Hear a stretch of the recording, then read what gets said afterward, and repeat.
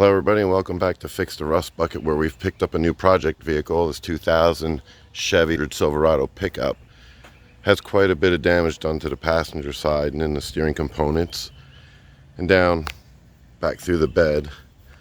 But currently we are working on trying to get the ignition fixed so we can at least get it up and running and moving, and then start working on the suspension parts that are damaged in the fenders. Alright, so here we are. We're going to try and get the ignition cylinder out of the housing that it sits in. Normally, when you have a key and a good ignition cylinder, you can turn it into the accessory position, and there's a retainer clip down in this hole that you can push, and it just slips out the ignition cylinder. But as you can see, this one's not doing that. The retainer clip is broken inside. There's nothing that wants to come out. So we're going to have to go ahead and pull the steering wheel off and dig deeper, pull the housing out completely off to replace the ignition switch on the truck.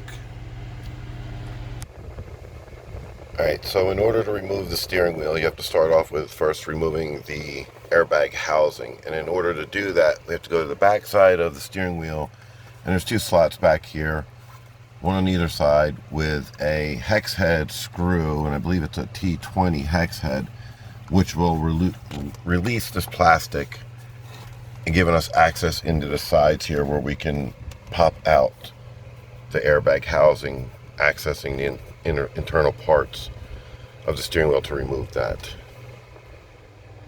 And so here's the back side of the steering wheel, where I was telling you that there's two hex head screws, this right here and there's one on the other side.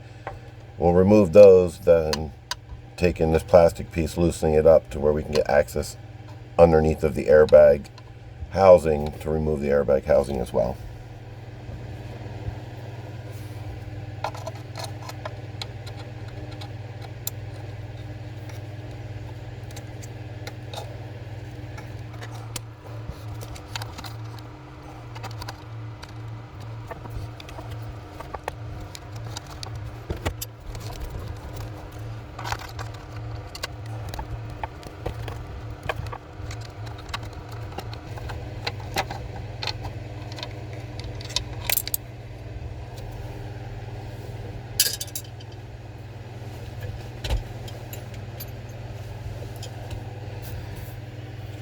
Alright, now that we have those two removed, let's see if we get a little bit closer shot here. I'm not sure if you can really see it, but I'll show you in a minute. This plastic piece is now loose, and inside here there's a hole. You're going to need a Phillips head screwdriver to remove the actual retaining spring on the airbag. Alright, so now with those two screws moved, we can pull this plastic piece, the backside of the steering wheel, out of the way. Give you a little bit of shot of what we're going to be doing on the inside. This screw right here is the screw you have to access through the hole in the backside of that plastic piece I was telling you about. And then with that loose, I'll show you on the bottom of these, you can press the spring out of the way, releasing this brass bar, which holds, on both sides it's the same thing, holds your airbag housing inside the steering wheel. Take your screwdriver, stick it in the back, get up to that screw,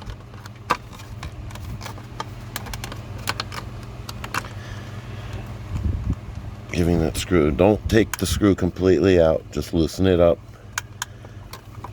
which will loosen up the silver spring right there.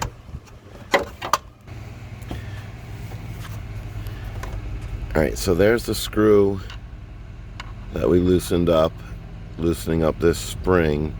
And if you come down to the bottom of where the spring's housed, there's the two prongs, and you're going to need to push that bottom prong down. I'll do this together. While you push that down, it will release that brass clip right there.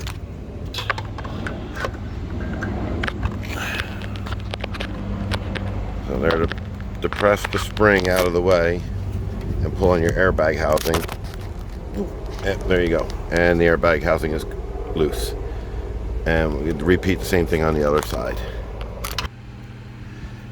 Alright, so it's the same process on the other side of the steering column, or excuse me, the steering wheel. In there.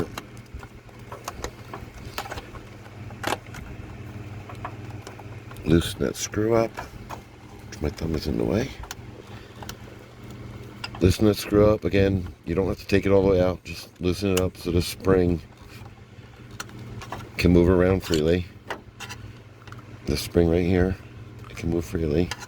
And then come up on this side here. Push the inside of that spring and pull on your airbag housing, and it should come out. There we go.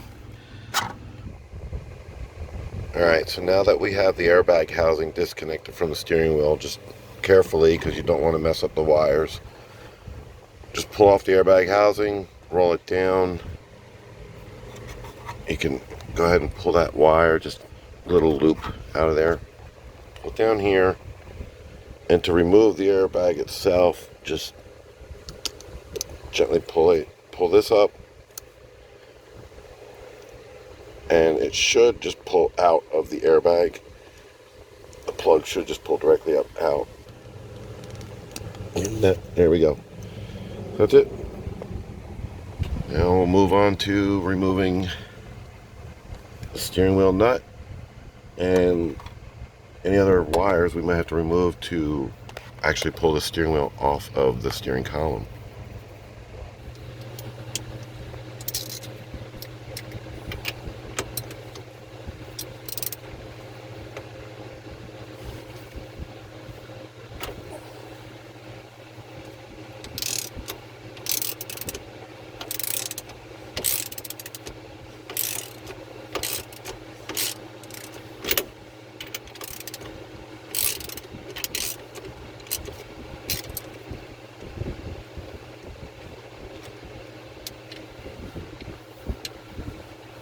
Alright, so now that we have the nut off the steering wheel spline, there's really only one more thing to do on this steering wheel, but there's also something to take note of. As you can see, there's an arrow on the steering wheel itself, and then on the steering wheel spline there's a slight notch inside that. You want to take a note of that, because when you go to put your steering wheel back on, you want to line those back up. If your vehicle doesn't have anything like that, you can always take something like a permanent marker or paint marker and mark the spline and the steering wheel itself, so that way when you go to put it back on the vehicle, it's straight along with your front wheels being straight. So before we pull this steering wheel off, this one already has a mark, so we don't have to do anything with that, but before we pull this steering wheel off, we have one more thing to do, and that is to remove the vehicle horn wires out, get them out of the way, and then we can pull the steering wheel out. For this particular one, it's pretty simple. You just take and twist this plastic piece to the left, pull it out, it's spring loaded, and now we're ready to go ahead and start pulling out the steering wheel, which I'll show you the tool for that and how it mounts onto this screw here, or this hole here and this hole here, and presses this to pull the steering wheel off of the column. Alright, so here's the steering wheel puller.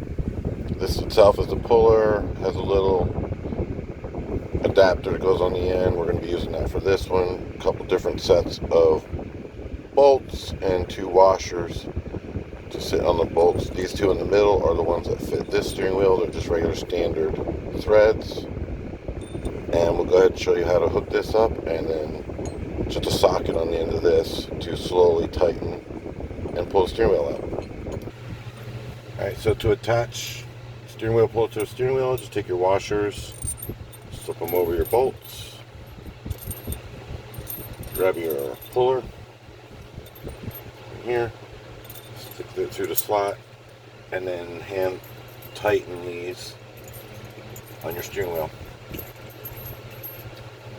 Centering, once you have them on here and they get a little snug, you can center the steering wheel puller better on the spline.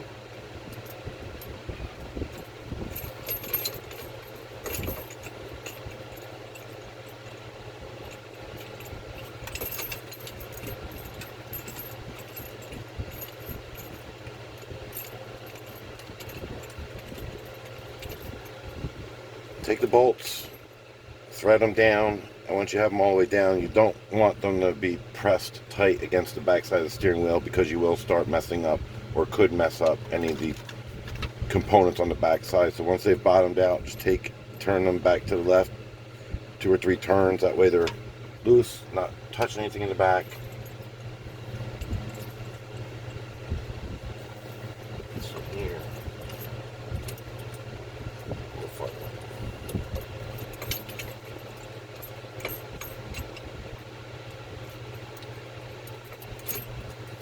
You also want the 2 bolts to be as close to being even as possible.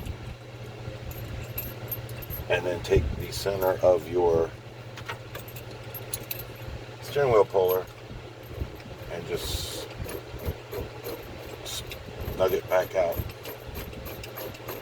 so it's tight against the bolts.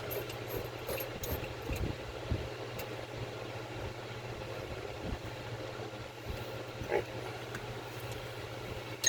Grab our wrench.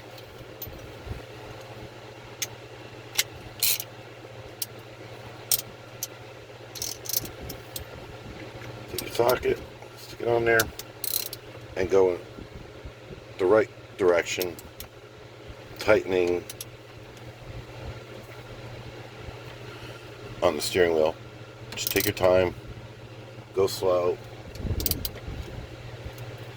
and it'll slowly start pulling the steering wheel up off the spline.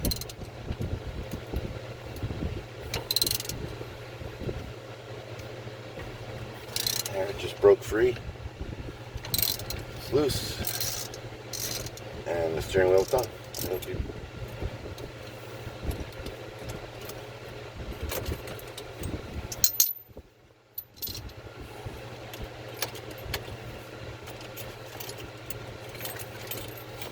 Take the tool back off, out of the way, make it easier to pull the steering wheel off.